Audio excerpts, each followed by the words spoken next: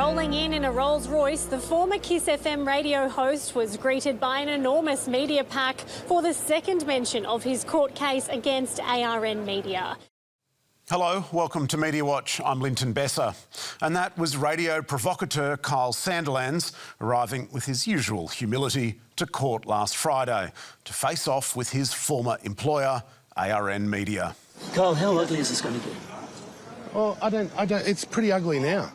In just 9 weeks, ARN's crown jewel, the Kyle and Jackie O show, has devolved from ratings juggernaut to lawyers' picnic, with more than $160 million worth of claims on the table, twice ARN's total value. Its market value right now, it sits at around $76 million. The share price, it's tumbled. After both Kyle and Jackie filed separate writs against the company in March, last week it hit back with counterclaims and aired even more dirty laundry, including an off-air tirade by Kyle, captured by the studio mics. Get your f***ing shit together. I've been carrying this whole show for a f***ing year, and every time I bring up anything, I'm just left here with a limp in my hand. As charming as we've come to expect. And partly why Jackie told ARN she could no longer work with her longtime co-host, a move which ultimately prompted the company to tear up their deals worth a combined $200 million. Kyle sued for breach of contract, while Jackie now claims Kiss FM management allowed Sandilands to bully, humiliate and defame her, leaving her psychologically unwell. ARN has shaped up for the fight with an armoury of damaging material, including Sandilands' boasts that his bosses were just pussies who only think they're in charge, his contempt for the official censors expecting him to walk on eggshells, and menacing comments made about an activist group lobbying advertisers to quit the show. You know, I can get nasty too behind the scenes if I have to. I don't want to be burning houses down and shit like that. But Kyle Sandilands' barrister claimed ARN had formally indemnified him for his outrageous conduct. Effectively, Kyle Sandilands' lawyers summed up their entire argument in just 6 words today, saying, you buy Kyle, you get Kyle. And what of their loyal listeners now bereft of the pair's banter? And it turns out the audience has barely missed them. A 1-point fall for the breakfast show in Sydney. In Melbourne, where they'd never broken through, the ratings are up.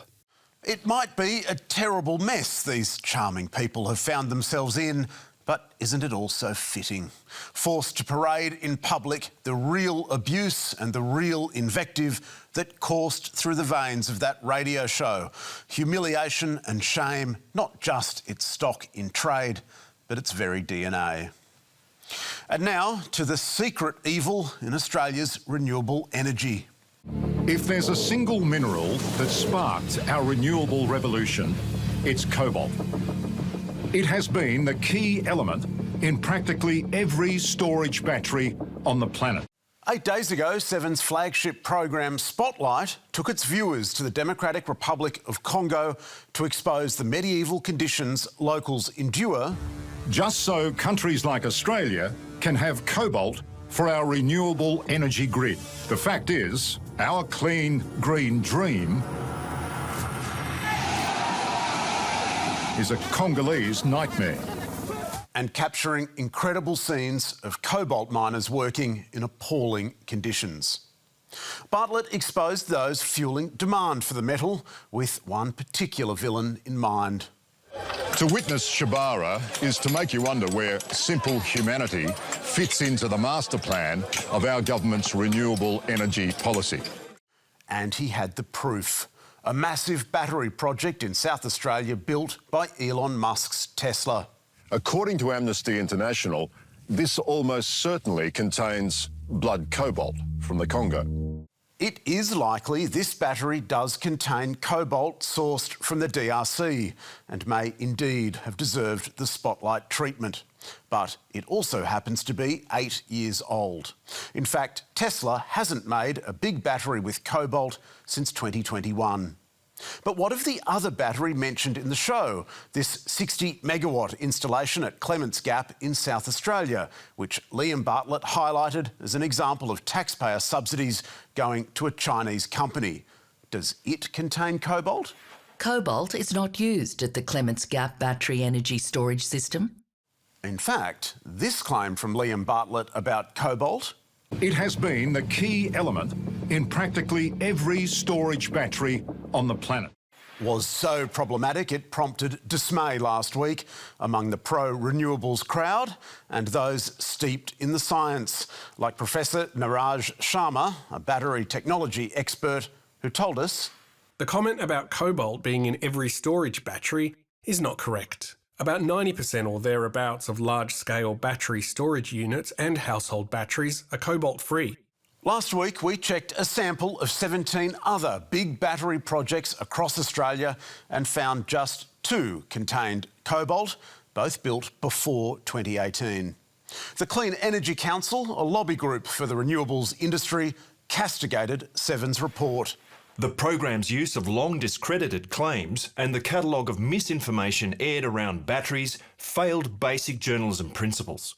There is dangerous and destructive mining of cobalt in the DRC, and that metal does still find its way into our lives, but not in big batteries.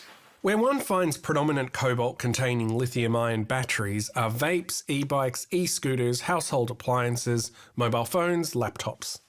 Spotlight also reported that the long arm of big cobalt stretches into Tasmania's pristine wilderness, which one major Chinese cobalt miner, MMG, plans to desecrate with a non-cobalt mine. To expand its existing copper, zinc and lead mine, MMG plans to bulldoze hundreds of hectares of the Tarkine for a new, gigantic tailings dam of toxic sludge. Spotlight even enlisting the father of Australia's environmental movement to help make the case. Only there was one small detail Channel 7 forgot to mention. While the company is still keeping the Tarkine Dam option in its back pocket, 6 weeks before Spotlight went to air, the company announced... MMG has shifted its Rosebery mine tailings plan outside the Tarkine, with the company submitting plans for a different location after years of opposition. Which Brown himself explained to the reporter. We told him before the interview we thought the MMG proposal for the Tarkine wasn't going ahead. But which Seven decided in its wisdom its viewers didn't need to know. And what of the program's climax? A confrontation with Energy Minister Chris Bowen, who had been, wrongly in my book, rejecting Spotlight's many interview requests. Minister, if this war in Iran has shown us nothing else, hasn't it proved once and for all that your obsession with renewables will only lead us down the track to another energy crisis? That's a pretty loaded... that's a comment, not a question. It was Bartlett's next question, however, that left the Energy Minister speechless. At what point during this crisis do you put the flag up and say, listen, I'll resign and hand it over to someone who's more competent?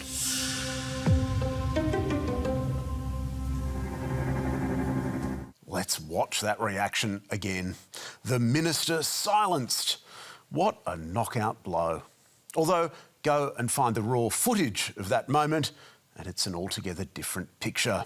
Respect for your during this crisis, do you put the flag up and say, listen, I'll resign and hand it over to someone who's more competent? There's a journalist behind you who has a question. I'm going to go to her. Just doesn't have the same razzmatazz. It's not the first time that Spotlight and Liam Bartlett have investigated the dodgy mining practices underpinning the renewables dream. 1 year ago, the same intrepid reporter travelled not to the Congo, but to Indonesia to expose shocking conditions at this nickel plant. The largest nickel plant in Indonesia pumps more than 50,000 tonnes of CO2 into the atmosphere every day, all for those environmentally friendly electric vehicles. All for EVs? That's right. All this human misery and environmental devastation is directly caused by the electric vehicle industry. The direct cause of misery and devastation, and even the growing number of young men losing their lives so that we can drive electric vehicles. But again, Spotlight wasn't giving us the whole picture, because the overwhelming majority of nickel production goes not into EV batteries, but into stainless steel, as chemistry professor Thomas Maschmeyer explained. The whole argument is a furphy. 85% of nickel use is not in batteries, but supports directly or indirectly every Australian household in other ways. Alternative facts belong in the dustbin of history. A spokesperson for Seven told us Spotlight had not intended to mislead its audience about the prevalence of cobalt or nickel in Australia's renewable energy sector, conceding that battery technology was evolving and that it is impossible to include every statistic in a complex story. This clean and green industry comes at a cost to the environment and human health. We make no apologies for reporting this fact. The problem is as obvious as it is troubling. Spotlight travelling the world and capturing profound human drama in service of a story about renewables that was never going to stack up.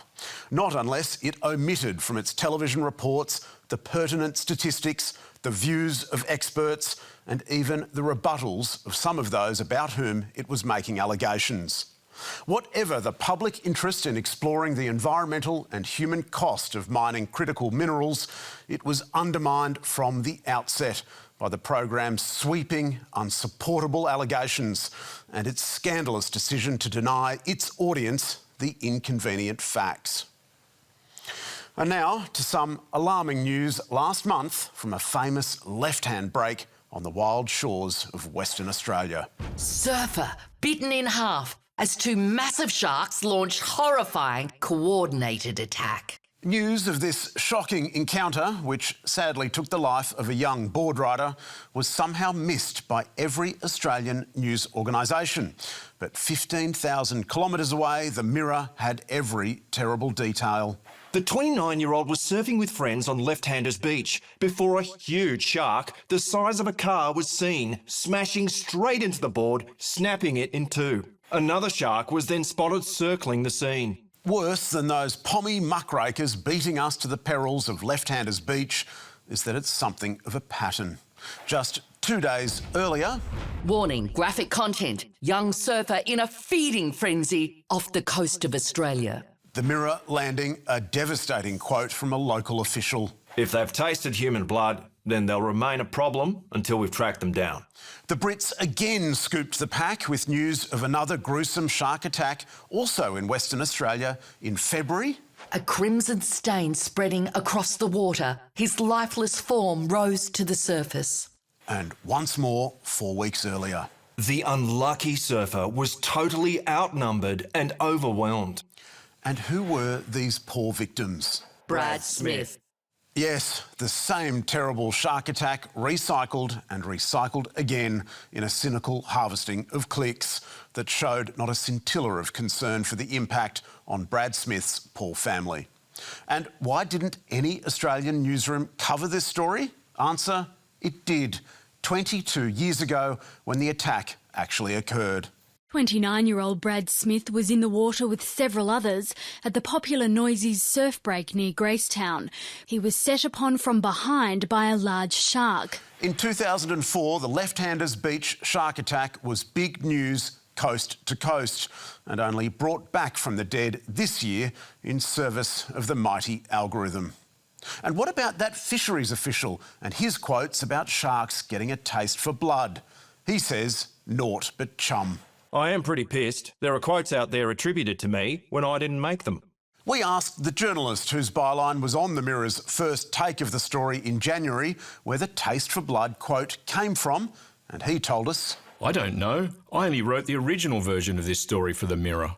The answer to this riddle lies in the identity of the owner of the Mirror, the largest commercial news publisher in Britain and Ireland, Reach plc, with 120 titles, including The Express and The Daily Star, a company which has, over the past 2 years, been busy closing printing plants, cutting journos and, you guessed it, using AI to speed up ripping and use same article on multiple sites. That's right. A machine in London putting a fresh lick of paint on old and ancient news, then discharging it into our feeds like, well, discharge. Another example from Australia, this 26-year-old horror story. Man's tragic plea before wife cut up his body and served it for kids to eat. Regurgitated by the Mirror on no fewer than 7 occasions under 6 bylines in the past 2 years. Reach assured us it had innocently erred in not including the real date of the shark attack and appended this little note to only one of its stories. An earlier version of this piece did not include the date the tragedy happened, and this has now been amended. Britain's mighty red tops, famously uninterested in context and balance and, well, often the truth, have now crossed another Rubicon where the passage of time doesn't matter either. And to think it used to be called news. And that's all from us tonight. Be sure to check us out on ABC iView as well as YouTube and Facebook. You can find full statements on our website. And don't forget to send us your tips. See you next week.